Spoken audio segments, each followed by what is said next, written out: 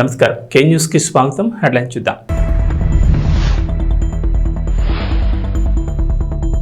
రాజధాని నిర్మాణ పనుల ప్రారంభానికి ముహూర్తం ఫిక్స్. ఏపీ మున్సిపల్ శాఖ మంత్రి నారాయణ కీలక అప్డేట్.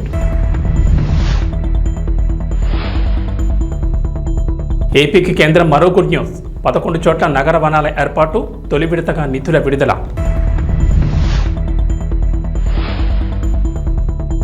తెలుగు రాష్ట్రాల్లో మరో టూరిస్ట్ స్పాట్, 2 స్టేట్స్ మధ్య ఐకానిక్ బ్రిడ్జ్.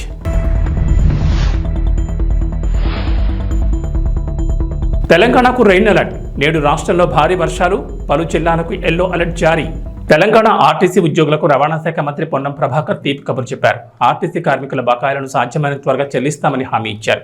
త్వరలోనే కార్మికుల అకౌంట్లలో డబ్బులు జమ అవుతాయని చెప్పారు. శనివారం బాగ్లింగపల్లిలోని ఆర్టీసీ కళాభవన్లో టీజీఎస్ ఆర్టీసీ ఆధ్వర్యంలో ఉత్తమ ఉద్యోగులకు ప్రగతి చక్రం పురస్కారాలు ప్రదానం చేశారు. ఈ సందర్భంగా మాట్లాడిన పొన్నం, ఆర్టీసీలో రాజకీయ జోక్యం ఉండబోదని చెప్పారు. ప్రయాణికులను సురక్షితంగా గమ్యస్థానాలకు చేర్చడమే సిబ్బంది ప్రధాన లక్ష్యం కావాలన్నారు. కొన్నేళ్లుగా కార్మికులకు చెల్లించాల్సిన క్రెడిట్ కోఆపరేటివ్ సొసైటీ సొమ్ము, డిఏలు, పీఎఫ్ తదితర బకాయిలను త్వరలో చెల్లించనున్నట్లు చెప్పారు. పెండింగ్ బాండ్ల సొమ్ము 200 కోట్లు చెల్లించాల్సిందన్న మంత్రి పొన్నం, ఆర్థికంగా ఇబ్బందులున్న కార్మికుల సంక్షేమానికి చర్యలు చేపట్టామని తెలిపారు. ఆర్టీసీలో కొత్తగా 3035 నియామకాలు చేపట్టినట్లు వివరించారు. కొత్త బస్సులను సైతం కొనుగోలు చేస్తామన్నారు. తెలుగు రాష్ట్రాల మధ్య మరో టూరిస్ట్ స్పాట్ అందుబాటులోకి రానుంది. కృష్ణా నదిపై తెలంగాణ, ఏపీలను కలుపుతూ సోమశిల వద్ద కేబుల్ ఐకానిక్ బ్రిడ్జ్ నిర్మించనున్నారు. గతంలోని ఈ ప్రాజెక్టుకు ప్రతిపాదన రాగా తాజాగా కేంద్రం కీలక అప్డేట్ ఇచ్చింది. కేబుల్ బ్రిడ్జ్ నిర్మాణానికి వచ్చే నెలలో టెండర్ల ప్రక్రియ ప్రారంభించేలా చర్యలు తీసుకోనున్నట్లు కేంద్ర రహదారి రవాణా శాఖ మంత్రి నితిన్ గడ్కరీ వెల్లడించారు. తెలంగాణలోని వివిధ జాతీయ రహదారుల పనుల గురించి రాష్ట్ర పర్యాటక శాఖ మంత్రి జూపల్లి కృష్ణారావు కేంద్ర మంత్రిని కలిసి విజ్ఞప్తి చేశారు. ఈ సందర్భంగా కేబుల్ బ్రిడ్జ్ నిర్మాణంపై గడ్కరీ కీలక అప్డేట్ ఇచ్చారు. త్వరలో అవసరమైన పనులను పూర్తి చేసి సెప్టెంబర్ నెలాఖరులోగా టెండర్ల ప్రక్రియ ప్రారంభించనున్నట్లు చెప్పారు. కృష్ణా నదిపై తెలంగాణలోని సోమశిల, ఏపీలోని సిద్ధేశ్వరం గుట్టల మధ్య 1.08 కిలోమీటర్ల మేరకు ఈ ఐకానిక్ కేబుల్ బ్రిడ్జ్ నిర్మించి తలపెట్టారు. దేశంలో ఇప్పటికే ఉన్న తీగల వంతెనల కన్నా మెరుగ్గా ఈ ఐకానిక్ కేబుల్ బ్రిడ్జ్ నిర్మించేందుకు ఇప్పటికే కేంద్రం పలు నమూనాలను పరిశీలించింది. అందులో నుంచి ఒకదాన్ని ఎంచుకొని ఈ తరహాలో బ్రిడ్జ్ నిర్మాణానికి ఆమోదం గతంలోనే ఇచ్చింది. ఈ మార్గానికి ఇప్పటికే జాతీయ రహదారి నెంబర్ కూడా కేటాయించింది. బ్రిడ్జ్ నిర్మాణ పనులను జాతీయ రహదారుల సంస్థ చూసుకోనుంది. ఈ మేరకు టెండర్లు ఆహ్వానించనున్నట్లు గడ్కరీ వెల్లడించారు. ఆంధ్రప్రదేశ్ రాష్ట్రానికి కేంద్రం మరో శుభవార్త వినిపించింది. ఆంధ్రప్రదేశ్ వ్యాప్తంగా నగర వనాల అభివృద్ధికి నిధులు మంజూరు చేసింది. ఏపీలోని 11 ప్రాంతాల్లో నగర వనాల అభివృద్ధి కోసం కేంద్రం నిధులు మంజూరు చేసినట్లు AP deputy CM Pawan Kalyan వెల్లడించారు. 11 మున్సిపల్ కార్పొరేషన్లు, మున్సిపాలిటీల్లో నగర వనాల ఏర్పాటుకు గాను తొలి విడతగా 15.4 కోట్లు మంజూరు చేసినట్లు పవన్ కళ్యాణ్ తెలిపారు. విశాఖపట్నం, కర్నూలు, కడప, చిత్తూరులో 2 చోట్ల నగర వనాలు ఏర్పాటు చేయనున్నట్లు పవన్ కళ్యాణ్ తెలిపారు. అలాగే శ్రీకాళహస్తి, తాడేపల్లిగూడెం, పెనుకొండలోనూ నగర వనాలు ఏర్పాటు చేయనున్నట్లు వివరించారు. నెల్లిమర్ల, కదిరి, కాతిబుక్కలో కూడా కేంద్ర నిధుల సహాయంతో నగర వనాలు ఏర్పాటు చేయనున్నట్లు చెప్పారు. మరోవైపు డిప్యూటీ సీఎం పవన్ కళ్యాణ్ శనివారం అటవీశాఖ అధికారులతో భేటీ అయ్యారు. నగర వనాల ఏర్పాటుపైన వారితో చర్చించారు. ఈ సందర్భంగా ప్రస్తుతం రాష్ట్ర వ్యాప్తంగా 50 నగర వనాలను అభివృద్ధి చేస్తున్నట్లు అధికారులు పవన్ కళ్యాణ్కి వివరించారు. వచ్చే 100 రోజుల్లోనే 30 నగర వనాలు పూర్తి చేసి ప్రారంభోత్సవానికి సిద్ధం చేస్తామని చెప్పారు.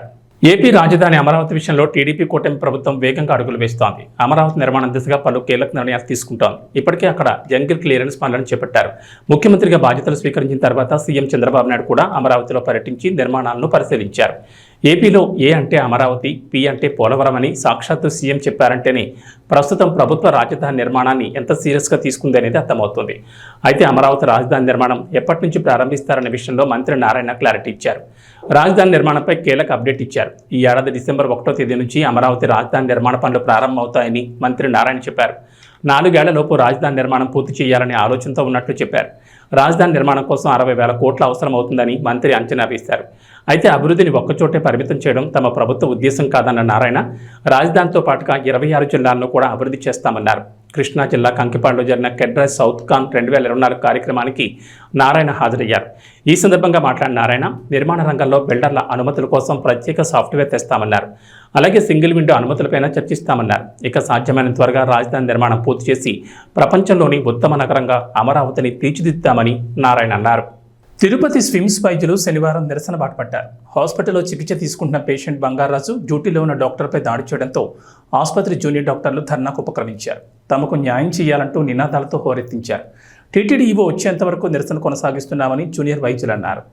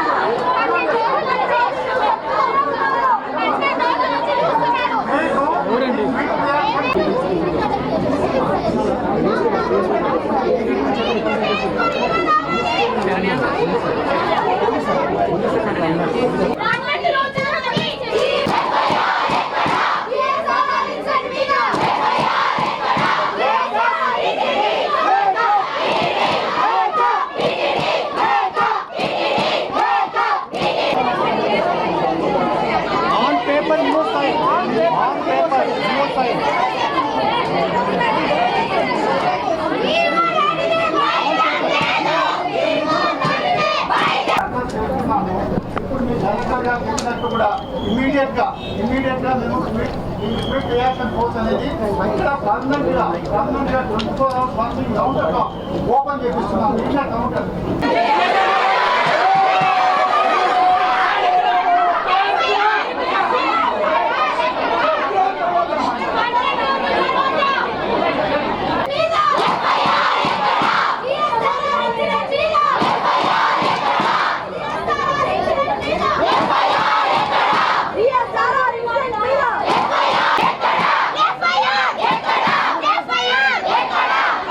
ఒక డాక్టర్ని ఇంటర్న్ డాక్టర్ని ఒక పేషెంట్ అటెండర్ వచ్చి జుట్టు పట్టి లాగి బల్లకేసి గుద్ది కొట్టాడండి.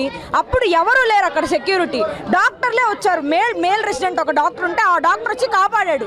పడిపోయింది ఆ అమ్మాయి, ఇక్కడ దెబ్బ కూడా తగిలింది. ఆ అమ్మాయికి మానసిక పరిస్థితి కూడా ఇప్పుడు బాగాలేదు. అంటే ఇప్పుడు మేము అడిగే వరకు మీరు పట్టించుకోరా? సెక్యూరిటీ మీకై మీరు కల్పించేది ఉండదా? ఇప్పుడు అక్కడ మేము వాళ్ళని మేమే కాపాడాలి, మమ్మల్ని మేమే కాపాడుకోవాలంటే ఎలా కుదురుతుంది? ఇది చాలా చాలా చాలా తప్పు. మేము 12 రోజుల నుంచి ప్రొటెస్ట్ చేస్తున్నాం బయట. ఎవ్వరు ఒక్కరు కూడా కదిలి వచ్చి మాతో వచ్చి మాట్లాడలేదు.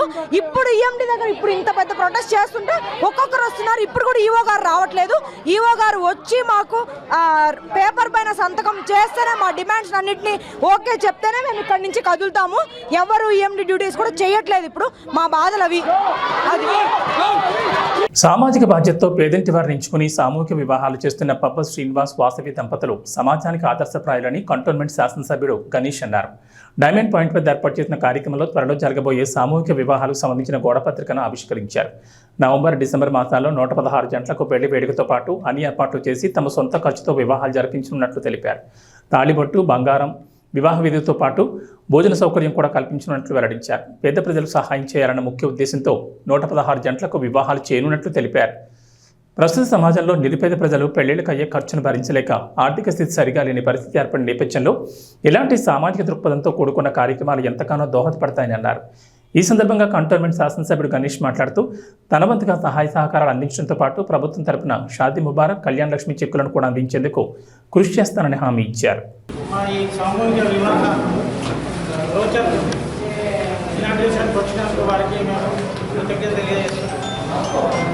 తర్వాత ఇది 116 మంది పేద కుటుంబాలకు సామూహిక వివాహం చేయాలని నా కొడుకు నేను నిర్ణయం తీసుకోవడం వల్ల ఇది మేము ఈ కార్యక్రమం జరపాలని తీసుకున్నాము. అందుకు పెద్దల ఆశీర్వాదం తీసుకొని ప్రతాపన్న గారు, ఎమ్మెల్యే గారు, మధుకర్ గారు, రవీంద్ర గారు, సదానంద్ వీళ్ళంతా కూడా సహకరించి మేము మీడియా మిత్రులు మీరంతా సహకరిస్తే ఈ కార్యక్రమం చాలా సక్సెస్ఫుల్ అవుతుందనే ఆలోచనతో ఇందులో తీసుకున్నాము.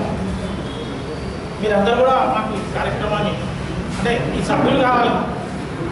కళ్యాణం జరిపించుకునే పేద కుటుంబాలు మాకు దగ్గరికి వస్తే వాళ్ళకి కంపల్సరీ పుస్తే, మట్టెలు, బట్టలు, ఇంకా కొంచెం పేదవాళ్ళు ఉంటే వాళ్ళకి వస్తువులు కూడా స్టీల్ సామాన్లు అట్లాంటివి కూడా ఇవ్వడానికి నిర్ణయించుకున్నాము. కాబట్టి దయచేసి మీరంతా కూడా దీన్ని సహకరించి మన ఎమ్మెల్యే గారు కూడా వారి కాలనీలో ఉన్నటువంటి వాళ్ళని తీసుకుంటే ఈ కార్యక్రమం ముందుకు చూస్తున్నా. ఇది కూడా పెద్ద ఎత్తున అంటే ఇంపీరియల్ గార్డెనో లేదంటే పేదల గ్రౌండ్లో ఎక్కడో ఈ కార్యక్రమం కంపల్సరీ చేస్తాము. అయితే ఒక కుటుంబానికి 50 నుంచి 100 మందికి భోజనాలు కూడా ఏర్పాటు ఉంటాయి. భోజనాలు కూడా మేమే అరేంజ్ చేస్తాం. అందరూ కూడా జూబ్లీ బస్టాండ్ నుండి షామీర్పేట్ వరకు, ప్యారడైజ్ కూడల్ నుండి మేడ్చల్ వరకు ఫ్లైఓవర్ల నిర్మాణానికి మొట్టమొదటిసారి రక్షణ శాఖ భూములను ఇచ్చి హైదరాబాద్ అభివృద్ధికి కేంద్ర ప్రభుత్వం సహకరిస్తోందని మల్కాజ్గిరి ఎంపీ ఈటెల రాజేందర్ తెలిపారు. కంటోన్మెంట్ బోర్డు కార్యాలయంలో బ్రిగేడియర్ అధ్యక్షుడు జరిగిన సమావేశంలో MLA Ganesh, MP Eatala Rajender, board chairman Ramakrishna, CEO Madhukar Naik అధికారులు పాల్గొన్నారు. సమావేశంలో సర్వీస్ ఛార్జీలు తీసుకోవడానికి కృషి చేస్తానని ఈటెల తెలపగా, ఇప్పటికే వివిధ అభివృద్ధి కార్యక్రమాలకు రాష్ట్ర ప్రభుత్వం నుంచి నిధులు తీసుకొచ్చానని, స్పోర్ట్స్ కాంప్లెక్స్ భవన నిర్మాణానికి కూడా నిధులు తీసుకొస్తానని ఎమ్మెల్యే గణేష్ హామీ ఇచ్చారు.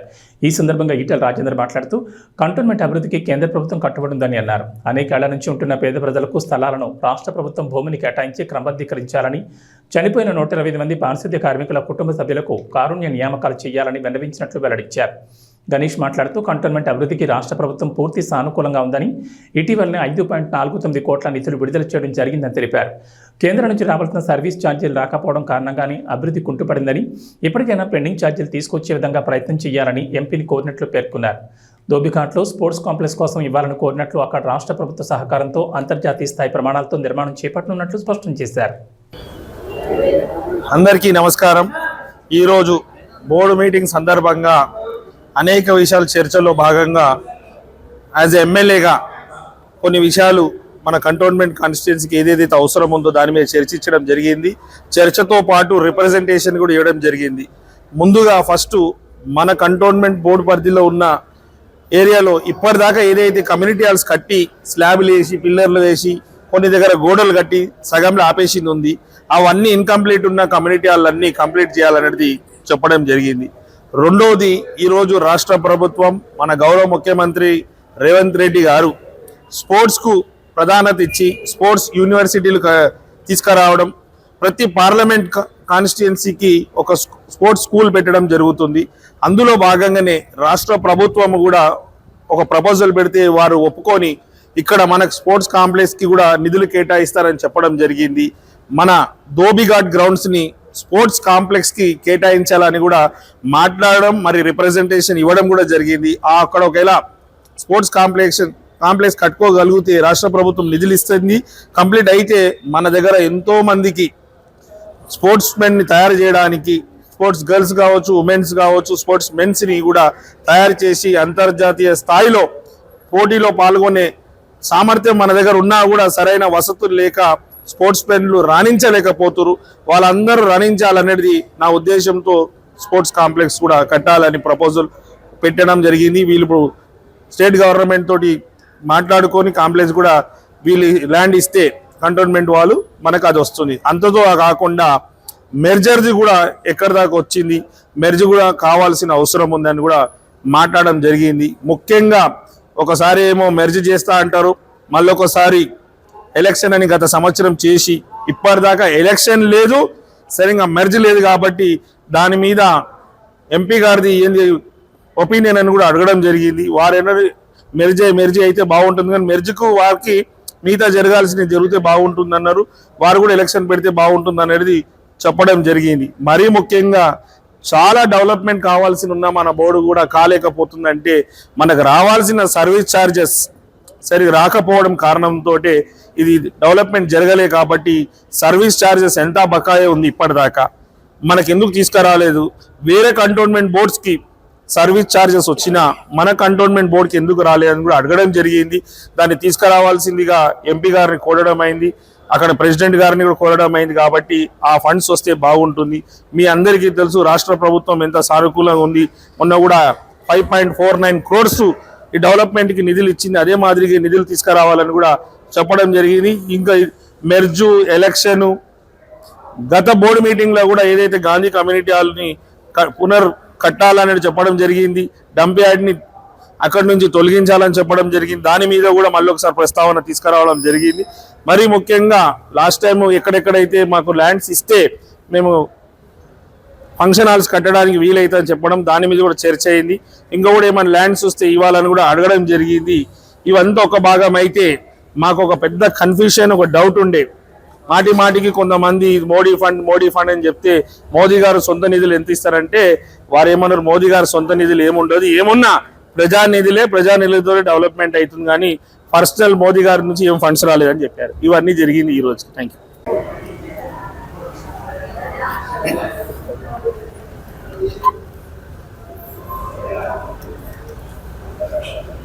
కంటోన్మెంట్ బోర్డు నుంచి, కంటోన్మెంట్ ఏరియా నుంచి ఇలా జూబ్లీ బస్ స్టాండ్ నుంచి మొదలుపెట్టి షామీర్పేట వరకు నిర్మాణమైనటువంటి ఫ్లైఓవర్ కానీ, పారడైజ్ చౌరస్తా నుంచి మొదలుపెట్టి మేడ్చల్ వరకు నిర్మాణమైనటువంటి రెండింటి విషయంలో కేంద్ర ప్రభుత్వం మొట్టమొదటిసారిగా రక్షణ రంగానికి సంబంధించిన భూమిని ఇచ్చి హైదరాబాద్ అభివృద్ధికి తోడ్పాటు అందిస్తూ ఉంది. కాబట్టి ఇవాళ 200 ఫీట్ల విడ్త్ అనేటువంటి కాన్సెప్ట్ కంటే కూడా హైట్ ఎక్కువ నిర్మాణం చేసి కొంత విడ్త్ కింది లెవెల్లో విడ్త్ తగ్గించి మోడర్నైజేషన్కి ఎక్కడ విఘాతం కలగకుండా ఉండే పద్ధతి 120 ఫీట్లో 130 ఫీట్లో ఇక్కడ కార్ఖానా లాంటి ఏరియాలలో మీకు తిరుమలగిరి లాంటి ఏరియాలలో విపరీతంగా షాపులు నష్టపోతున్న ఆస్కారం ఉంది. కాబట్టి అట్లాంటి ప్రపోజల్ డెఫినెట్గా ఇస్తా ఉన్నాం. భారతీయ జనతా పార్టీగా మేముగా ఇలా అభివృద్ధిని కాంక్షిస్తూనే ప్రజలకు సంబంధించినటువంటి ఇబ్బందులు లేకుండా చూడడం మా ధర్మం నెంబర్ 1. నెంబర్ 2, పేదవాళ్ళు అనేక సంవత్సరాలు ఇల్లు కట్టుకుంటున్నారు కాబట్టి 30 ఏళ్ళుగా 40 ఏళ్ళుగా 50 ఏళ్ళుగా ఉన్నారు కాబట్టి చిన్న 60 గజాలు 70 గజాలు నిర్మాణం చేసుకున్నారు. కాబట్టి రాష్ట్ర ప్రభుత్వ పరంగా భూములు కంపెన్సేట్ చేసి వాటిని అన్నింటికి రెగ్యులరైజ్ చేయాలనేటువంటి కాన్సెప్ట్ని కూడా మేము రైజ్ చేయడం జరిగింది. మూడవది, ఈ కంటోన్మెంట్లో పనిచేసేటువంటి లేబర్ ఎవరైతే ఉన్నారో 4th క్లాస్ లేబర్, మరీ ముఖ్యంగా మున్సిపాలిటీలో మురికిలో పనిచేసే లేబర్ ఎవరైతే ఉన్నారో వాళ్ళు 40 ఏళ్ళకి పాపం చనిపోతారు. వాళ్ళకు 5% కంపాషనేట్ పోస్ట్ ఇవ్వాలనేటువంటి సిస్టమ్ ఏదైతే ఉందో వీళ్ళకు వర్తించకూడదు. దీంట్లో ఎక్కువ మంది చచ్చిపోతారు, 10% చచ్చిపోతారు, 15% చచ్చిపోతారు. కాబట్టి వాళ్ళకి కంపాషనేట్ పోస్టులు ఎంతమంది అయితే చనిపోయినారో 125 మంది పెండింగ్ ఉన్నాయి. కాబట్టి ఆ 125 మందికి ఇలా వాళ్ళకు కంపాషనేట్ పోస్ట్ ఇవ్వాలనేటువంటిది కూడా చర్చ జరిగింది. 4వది ఏంటంటే మురికి కాలువ నిర్మాణం కావచ్చు, పార్కుల నిర్మాణం కావచ్చు, ఇవాళ అక్కడక్కడ కొంత డీవియేషన్స్ ఉంటాయి, చిన్న డీవియేషన్ కావచ్చు. ఇట్లాంటి వాటి మీద ఒక వ్యూ తీసుకొని ప్రజలకు ఎక్కడ ఇబ్బంది కలగని పద్ధతుల్లో, మరీ ముఖ్యంగా పేదలకు ఇబ్బంది కలగని పద్ధతుల్లో కంటోన్మెంట్ బోర్డు ప్రతినిత్యం పనిచేయాలని చెప్పుకోండి. మిస్టర్ బచ్చన్ సినిమా ఎంతటి ట్రోలింగ్ ఎదుర్కొంటుందో ప్రత్యేకంగా చెప్పాల్సిన పని లేదు. హరీష్ శంకర్ తీసిన వర్స్ట్ చిత్రంగా ఈ మిస్టర్ బచ్చన్ నిలిచేలా ఉంది. ఆయన రీమేక్ చేస్తే మినిమం గ్యారంటీ అనే వాదన ఉండేది. కానీ ఈ మిస్టర్ బచ్చన్తో ఆ పేరు కూడా పోయింది. హరీష్ శంకర్ ఇంత నాసిరకంగా సినిమా చేస్తాడని ఎవరు ఊహించుంటారు. రవితేజ ఫ్యాన్స్ సైతం ఈ మిస్టర్ బచ్చన్ను చూసి తిట్టేశారు. అంతలా దారుణమైన విమర్శలను హరీష్ శంకర్ ఎదుర్కొంటూ వస్తున్నాడు. నిర్మాత టీజీ విశ్వప్రసాద్ తాజాగా ఓ ఇంటర్వ్యూలో మిస్టర్ బచ్చన్ మీద స్పందించారు. సినిమా ఫ్లాప్కి గల కారణాలను విశ్లేషించాడు. మూవీ అయితే మరీ అంత బ్యాడ్ కాదని, ఫస్ట్ హాఫ్ బాగుంటుందని అన్నాడు. ఎంటర్టైనింగ్గానే ఉంటుందని చెప్పుకొచ్చాడు. సెకండ్ హాఫ్లో కొన్ని తేడా కొట్టేశాయని ఒప్పుకున్నాడు. మా వైపు కాస్త పాజిటివిటీ ఉన్నా మేము పోరాడేవాళ్ళమని విశ్వప్రసాద్ చెప్పుకొచ్చారు. మీడియాతో ఇచ్చిన ఇంటర్వ్యూల వల్ల గబ్బు అయిందంటూ చెప్పుకొచ్చారు. ఇక వాతావరణ విషయానికి వస్తే తెలంగాణకు హైదరాబాద్ వాతావరణ శాఖ అధికారులు మరోసారి రెయిన్ అలర్ట్ జారీ చేశారు. రాష్ట్రంలో ఇవాటి నుంచి 5 రోజుల పాటు భారీ వర్షాలకు ఛాన్స్ ఉందని చెప్పారు. ఈ మేరకు పలు జిల్లాలకు ఎల్లో అలర్ట్ జారీ చేశారు. ప్రజలు ఇళ్లకే పరిమితం కావాలని, అత్యవసరమైతే తప్ప బయటకు రావద్దని హెచ్చరించారు. తెలంగాణను వర్షాలు వేయడం లేదు. రాష్ట్రంలో ప్రతిరోజు ఏదో ఒక మూల వర్షాలు కురుస్తూనే ఉన్నాయి. తాజాగా మరోసారి రాష్ట్రానికి వర్ష సూచన జారీ చేశారు హైదరాబాద్ వాతావరణ శాఖ అధికారులు. ఇవాళ రాష్ట్రంలో పలుచోట్ల భారీ వర్షాలు కురుస్తాయని చెప్పారు. ఉత్తర పశ్చిమ బెంగాల్, ఈశాన్య జార్ఖండ్ ప్రాంతాల్లో అల్పపీడనం ఏర్పడిందని వాతావరణ శాఖ అధికారులు వెల్లడించారు. దీనికి అనుబంధంగా ఆవర్తనం కూడా సగటు సముద్ర మట్టానికి 7.6 కిలోమీటర్ల ఎత్తులో కేంద్రీకృతమైందని అన్నారు. ఏబీ బులెటిన్ విశేషాలు. నమస్కారం.